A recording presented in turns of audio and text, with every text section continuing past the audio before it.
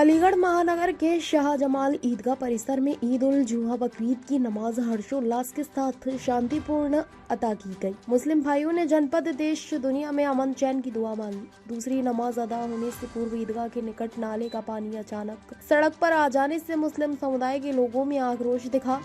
नमाज के दौरान सुरक्षा व्यवस्था की कड़े इंतजाम किए गए। दोनों नमाज ईदगाह परिसर के अंदर ही अदा की गई। नमाज के बाद लोगों ने एक दूसरे को गले लगकर ईद की मुबारकबाद दी। वहीं विभिन्न राजनीतिक दल नेताओं और सामाजिक सेवाओं ने ईदगाह पहुंचकर मुस्लिम भाइयों को ईद की मुबारकबाद दी। सोमवार सुबह 5:30 से ईद उल जुहा की नमाज अदा करने के लिए नमाजियों का शाहजमाल ईदगाह पहुंचने का सिलसिला शुरू हो गया। ईदगाह में 2 शिफ्ट में ईद की नमाज अदा की गई।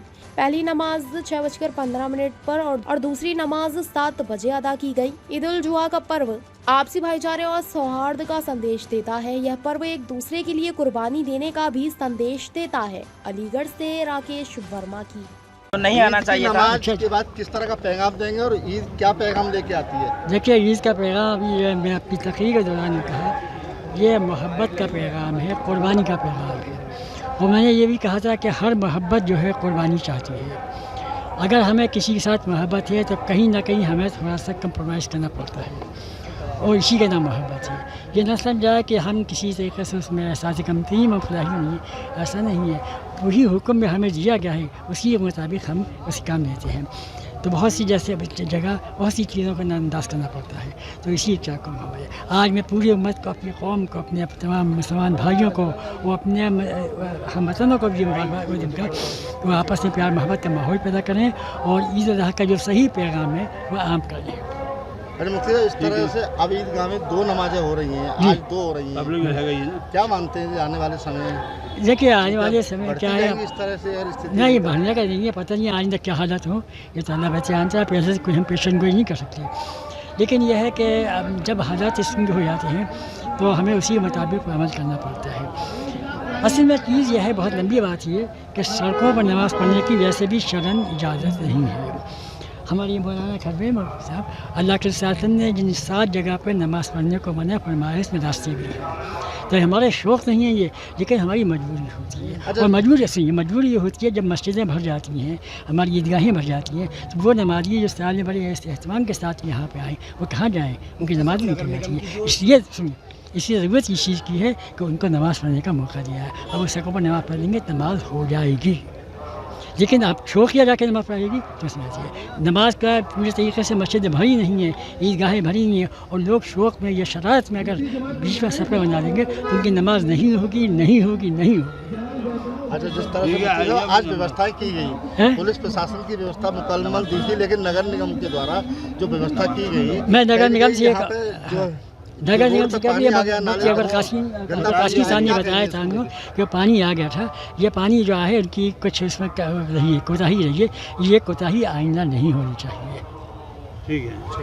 हमारे सुनिए जी, आप जो कहना चाह रहे हैं मैं समझ रहा हूँ। दूसरी जमात का वक्त तैयार है।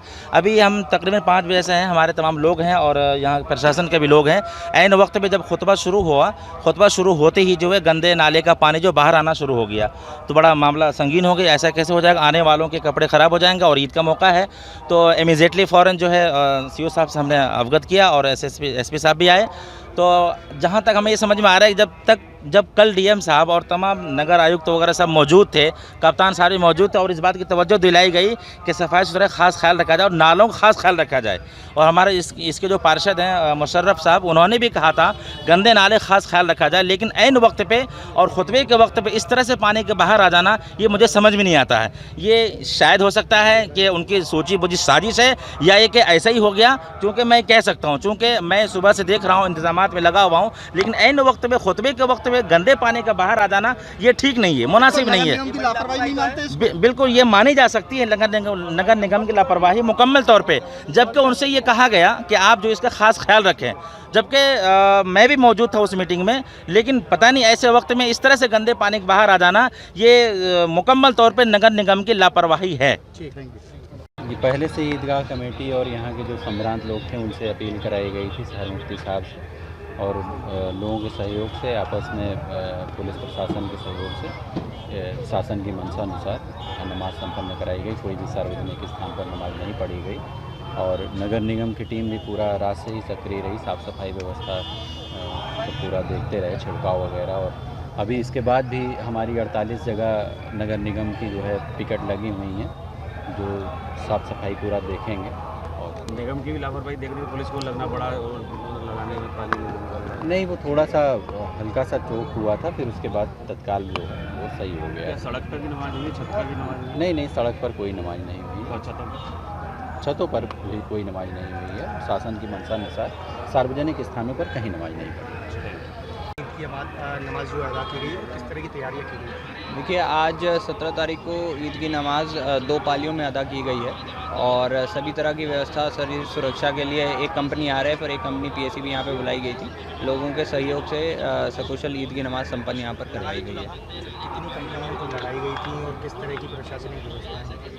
एक कंपनी PSC यहाँ पर लगाई गई थी और एक कंपनी RF यहाँ पर तैनात की गई थी।